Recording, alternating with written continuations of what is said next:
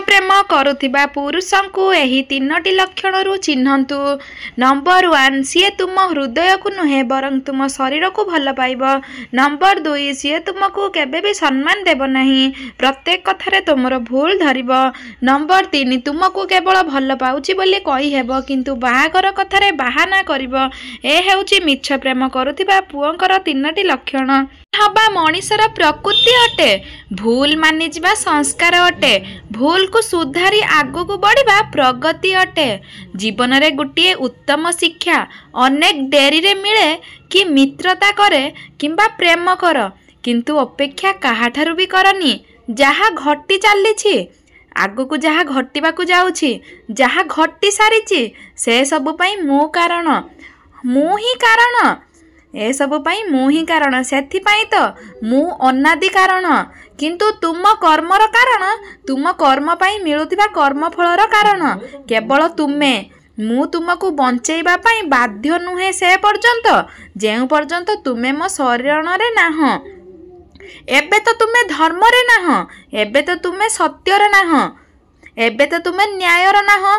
झड़ की पवन जेते प्रखर हेउ किंतु पर्वतर किछि करि पारे नाही, सेही परि निंदा की प्रशंसा जेते प्रखर हेउ ज्ञानी एवं गुणी लोकंकु किछि प्रभाव पकेई पारेनी।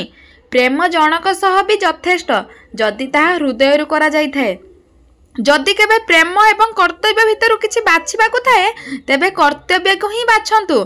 प्रभु रामचंद्र को पाखरे अनेक विकल्प थिले किंतु से केवल निज राजा कर्तव्य पालन करुथिले एवं माता सीता को पुणी थरे अरण्य को छाड़िबा को आदेश करिथिले।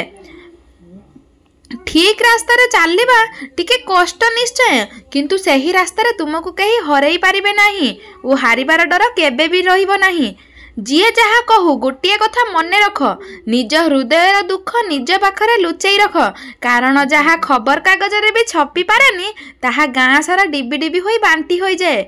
बंधुगण जदि आपण काहा पाखरे अप्रिय हेबाकु चाहुचंती, काहार शत्रु हेबाकु चाहंती नाही, तेबे काहा स्वार्थ रे बाधक साजंतुनी, काहाकु अप्रिय सत कहंतु नाही, काहाकु जोड़िबाकु चेष्टा करंतु नाही, काहाकु सुधारिबाकु चेष्टा करंतु नाही।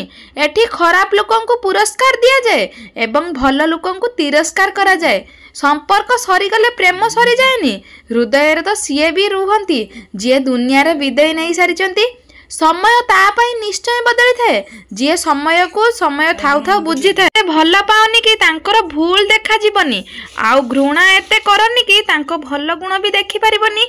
काहा पाई बुझ हेबा अपेक्षा तांको पाई श्रुति होई जिबा अधिक भल होई थाए।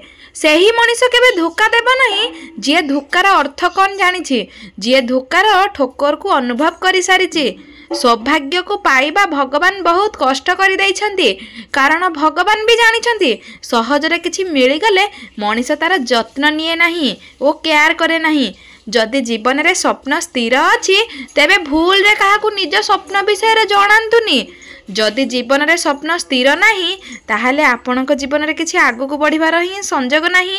नीरवतार सह कार्य करि चलंतु, जेबे आपणक स्वप्न वास्तव रे सत्य हेबो तेबे आपे आपे चारियाडे कोहळ बेपि जिवो। करिथिले पत्थर पड़िले सहिबाकू पड़े, किंतु जेतेबेले केवल जणकू ही सहिबाकू पड़िबो अर्थ सेठारे प्रेम आ बुझाबना सबू एक तरफा होई थाए। मनीष तो एमिति गर्व करि थाए, प्रकृत रे केवल समय ही राजा होई थाए। जिए जेतेबेले काहाकू भी राजा को चाकर करिदेबो किंबा चाकर रु राजा करिदेबो ताहा केवल जणा न थाए।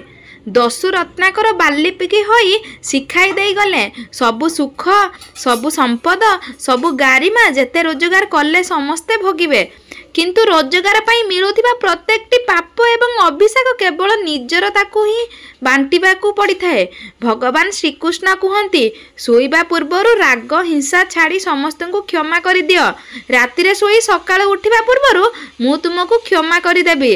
खराब मनीष सही समय ही जीति जाई थाए जेतेबेले ठीक मनीष चुप होई थाए। जेउ प्रेम रे स्वार्थ शर्त और मिछ एही तीनोटी जिनिस थाए सही प्रेम केबे सच्चा होई न थाए। काहाकू भल पाइबा भूल नुहे, किंतु भल पाइबारे अंध होई जिबा भूल होई थाए। एपरि भूल भविष्यत को अंधार करि देई थाए। क्रोधरे कुआ जाइतिबा गोटिए शब्द एते विषाक्त होइथाए कि भल हृदय कुहा जाइतिबा हजार मिठा कथा को संपूर्ण नष्ट करि दैथाए ओ जीवन को बर्बाद करि दैथाए। एही कथा केबे कुहंतु नाही, सेही मनिष पई केबे चिंता करंतु नाही। जिए तुमको अणदेखा करुची सेही मनिष को केबे प्रेम कर नाही, जिए तुमको सम्मान दिए नाही। सेही मनिष पई केते समय बर्बाद करंतु नाही, जहा पाखरे तुम पई समय नाही। एई दुईटी शब्द छोट होई पारे किंतु कम नुहे। गोटिए हाँ अन्यटी ना, संपूर्ण जीवन एवं दुनिया बदली दे पारे सामर्थ्य रखती एही हाँ एवं ना। जीवन रे भल दिन देखुतिले चाहुतिले खराब दिन सह लड़िबाकू पड़ी थाए।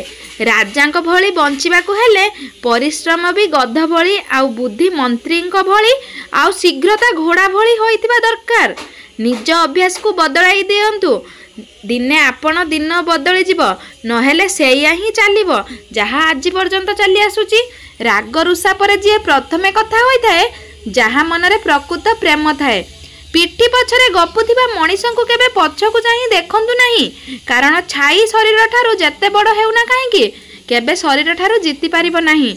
श्रद्धा ज्ञान देइथिबा नम्रता मान देइथाए, योग्यता स्थान देइथाए एवं एही तीनोटी जहा पाखरे थाए से सबु स्थान रे सम्मान पाई थाए। शिक्षा और संस्कार ही मनिषर प्रकृत परिचय दर्शाई थाए। शिक्षा उन्नति पथरे चलाए और संस्कार केबे तळकु खसिबाकू देई न थाए। कृष्ण कहती एमिति सत्य जीवन रे निश्चय कुह जहा कठोर लगी पारे, किंतु केबे भी एमिति मिछ कहतु नहीं जहा सत ही लगी थाए।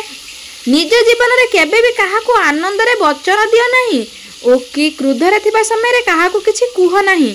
दुख रे थिबा समय रे केबे भी निर्णय नियो नहीं, एहा भूल होई थाए। गीता रे लेखा अछि, जदि कि आपनकू भल लागुछि तबे भल सिए नुह, बरं भल आपणकर आखि, तांको भितरे भल देखिबार दृष्टि आपणक पाखरे अछि। निज दुख कष्ट पई केबे भी संसार को दोष दियंतु नहीं, निज मन को बुझाओ। तुम मन रे परिवर्तन ही तुम दुखर अंत अटे। विचार आ प्रकृति ए दुईटी जाक भल रखंतु, प्रभु तुमर सब दुख कष्ट को दूर करि देबे। लोक निज शरीर को सुंदर बनैबारे लागि पड़ंती, विचार आ प्रकृति ए दुईटी जाक भल रखंतु, तुमको सब बेले भूल हवा मनिषर गोटे पार्ट टेकी जाइथिबा सूता और भांगी जाइथिबा संपर्क सत कि से जोड़ी हुए, किंतु आग भली पुनर्भली तार भल पाइबा और महत्व रही न थाए। थरे गोटे सूता छिड़ी गले ताको गंठी पकई सारा पर जहाँ अवस्था हुए, सेमिति गोटे संपर्क रे फाट सृष्टि हैला पर जेते जुड़ी हेले भी से फाट सबुदिन पई फाट होइकी रही जाई थाए। नमस्कार बंधुगण, वीडियोटी केमिति लागिला कमेंट करिया पई जमाई भूलिबेनी। आउ जदि आम वीडियोटी आपण मानको पसंद आसीताए ताहाले आम चैनल को सब्सक्राइब निहाती कर दियंतु आ पाखरे आस्तुवा बेल नोटिफिकेशन को ऑन कर दियंतु, जहा द्वारा आमर वीडियोर नोटिफिकेशन आपण मानक पाखरे सर्वप्रथमे पहुंची पारिबो। आशा करूची वीडियोटी आपनको मन को छुईथिबो। जदि वीडियोटी आपनको पसंद आसीताए ताहाले गोटे लाइक करबा सहित आम चैनल को सब्सक्राइब कर दियंतु। रहुछु, नमस्कार, धन्यवाद, जय जगन्नाथ।